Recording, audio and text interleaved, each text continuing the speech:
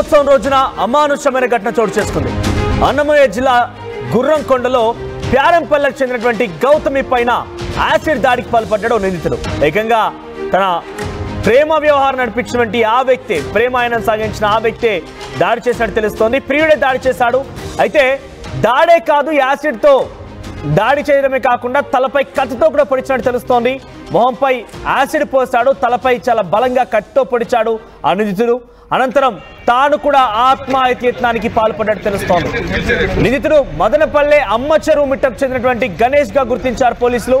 గణేష్ గౌతమికి మధ్య కొంతకాలంగా ప్రేమ వ్యవహారం కొనసాగుతోంది. గౌతమికి పెళ్లి కుదరడంతో దాడి చేశాడు గణేష్. మదనపల్లె ప్రభుత్వ ఆసుపత్రి తరలించారు ప్రస్తుతం గౌతమిని.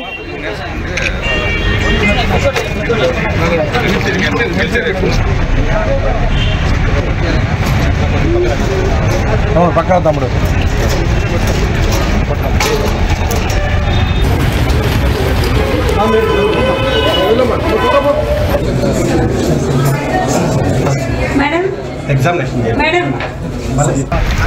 ప్రేమికుల దినోత్సవం రోజున ఒక అమానుష ఘటన చోటు చేసుకుంది. కొంతకాలంగా ఆ అమ్మాయితోనే ప్రేమ వ్యవహారం కొనసాగించినటువంటి గణేష్ గౌతమి పైన కత్తితో దాడి చేసి యాసిడ్ పోసి చంపేయబోయాడు. ఎందుకంటే ఆ అమ్మాయికి వేరొకరితో వివాహం కుదిరింది. తనని వదిలేసి ఇంకొకరు వివాహం చేసుకుంటావా, నన్నే మోసగిస్తావా, నన్ను ఈ రకంగా ప్రేమ మాయలో ముంచేసి నన్ను కాదని ఇంకొకరిని పెళ్లి చేసుకుంటామంటూ ఆగ్రహానికి గురైనటువంటి ఆ గణేష్ ఆ అమ్మాయి పైన యాసిడ్తో దాడి చేసి కత్తితో చాలా బలంగా తలపై పొడిచాడు. ఇప్పుడు ప్రజెంట్ గౌతమిని ఆసుపత్రికి తీసుకెళ్లారు పోలీసులు. ఆసుపత్రిలో చికిత్స అందిస్తున్నారు. ముఖం పూర్తిగా కూడా యాసిడ్ దాడి కారణంగా కాలిపోయింది. చాలా బలంగా కత్తితో తలపై దాడి చేయడంతో తీవ్రమైన రక్తస్రావం కూడా అయింది.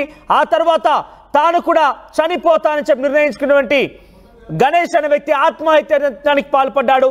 అదే స్పాట్ లో దాడి చేసి యాసిడ్ పోసి వెంటనే ఆయన కూడా ఆత్మహత్యత్నం చేసినట్టు తెలుస్తోంది. ప్రజెంట్ ఆయనని ఆసుపత్రికి తరలించారు. ఇక మొహంపై యాసిడ్ పడడంతో మొహం అంతా కాలిపోయింది. మనం చూడొచ్చు ఆర్టీవీ స్క్రీన్ పైన దృశ్యాలని. గౌతమి మొహం మనకు కొంత బ్లర్గా కనబడుతోంది. ఆ దృశ్యాలు మీకు చాలా క్లియర్గా చూపించలేకపోతున్నాము. సో ఆసుపత్రికి తీసుకెళ్లిన సమయంలో ఆ దృశ్యాలు మీరు ఆర్టీవీ స్క్రీన్ పైన చూడొచ్చు. నిందితుడు మదనపల్లె అమ్మచెరువు మిట్టకు చెందినటువంటి గణేష్ గా గుర్తించారు. కొంతకాలంగా వీరిద్దరి మధ్య అంతా బాగానే ఉంది. ప్రేమ వ్యవహారం కొనసాగింది. ఆ ప్రేమ వ్యవహారంలో ఇద్దరు కూడా ఒకరినొకరు ఇష్టపడి ప్రేమించుకున్నారు. ఆ తర్వాత గణేష్ని కాదని గౌతమికి వేరే సంబంధాన్ని కుదిర్చారు. వేరే వివాహం కోసం నిశ్చయించారు ఇంట్లో పెద్దలు. సో దాదాపుగా వివాహం కూడా నిశ్చయమైంది. వేరే ఒక వ్యక్తిని నన్ను కాదని మనం వదిలేసి వేరే వారిని పెళ్లి చేసుకుంటామని చెప్పి గణేష్ ఈ దారుణానికి పాల్పడేట్టు తెలుస్తోంది. సో ప్రజెంట్ అయితే గణేష్ కూడా కొంత ప్రాణాపరిస్థితులను తెలుస్తుంది. ఆయన కూడా ఆత్మహత్యానికి పాల్పడిన నేపథ్యంలో ఆయన పరిస్థితి కూడా విషమంగా ఉంది. మరోవైపు గౌతమి పరిస్థితి కూడా చాలా విషమంగా ఉన్నట్టు తెలుస్తోంది. తలపై కత్తితో దాడి చేయడం అంటే చాలా చంపేయబోయడానికి చాలా క్లియర్గా అర్థమవుతోంది. మొహంపై యాసిడ్ పోసి తలపై కత్తితో దాడి చేసి గౌతమిని చంపేయబోయాడు గణేష్ అనే వ్యక్తి. ఎస్, మరిన్ని అప్డేట్స్ సురేష్ అందిస్తారు. ఎస్ సురేష్, ఏం జరిగింది? ఈ ఘటన ఎప్పుడు చోటు చేసుకుంది? ముఖ్యంగా వీరిద్దరి మధ్య ప్రేమ వ్యవహారం ఎన్ని రోజులుగా సాగింది? ఇప్పుడు గణేష్ ఈ నిర్వాకానికి పాల్పడడం గల కారణం ఏంటి? ఏదైతే అన్నమయ్య జిల్లా గుర్రంకొండలో ఇవాళ ప్రేమికుల రోజున ఒక సంచలనమైనటువంటి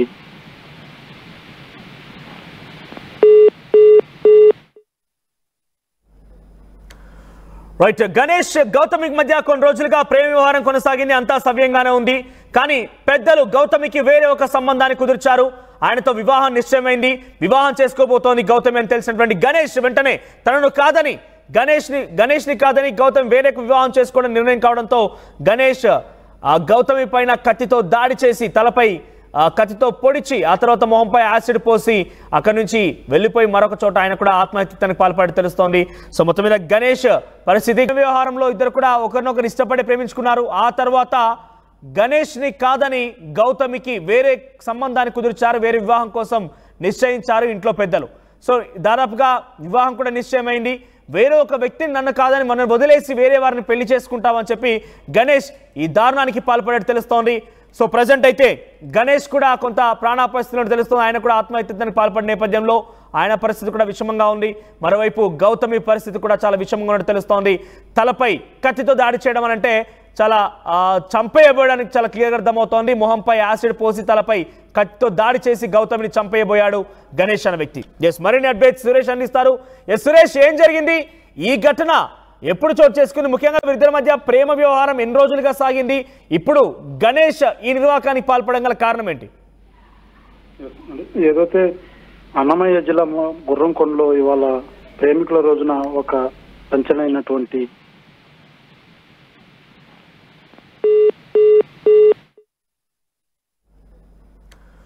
రైట్, గణేష్ గౌతమికి మధ్య కొన్ని రోజులుగా ప్రేమ వ్యవహారం కొనసాగింది, అంతా సవ్యంగానే ఉంది.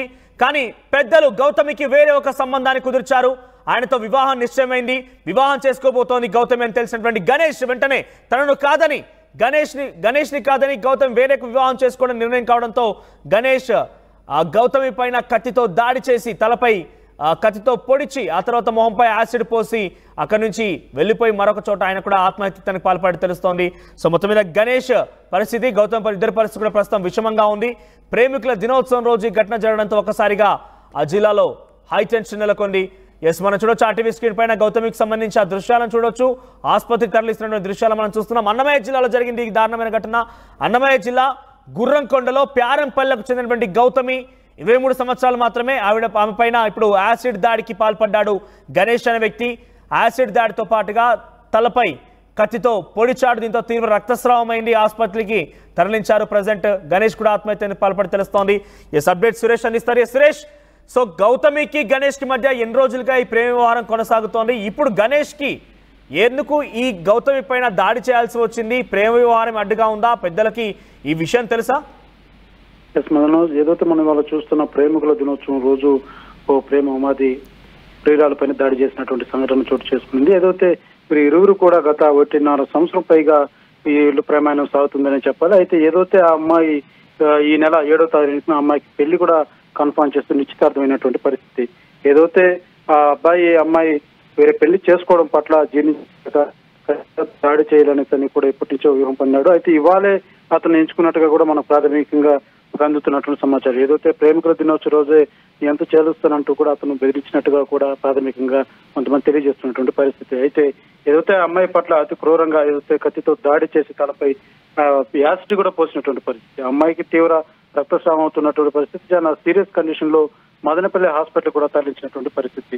అయితే ఏదైతే దాడి చేసినటువంటి ఆ వ్యక్తి నాకు దక్కన అమ్మాయి ఇంతవరకు దక్కకూడదన్న ఒక ఉక్రోషం, ఒక ప్రేమ ఉమాదతనంతో ఈ యొక్క చర్యకు పాల్పడినట్టుగా కూడా మనం భావించాలి.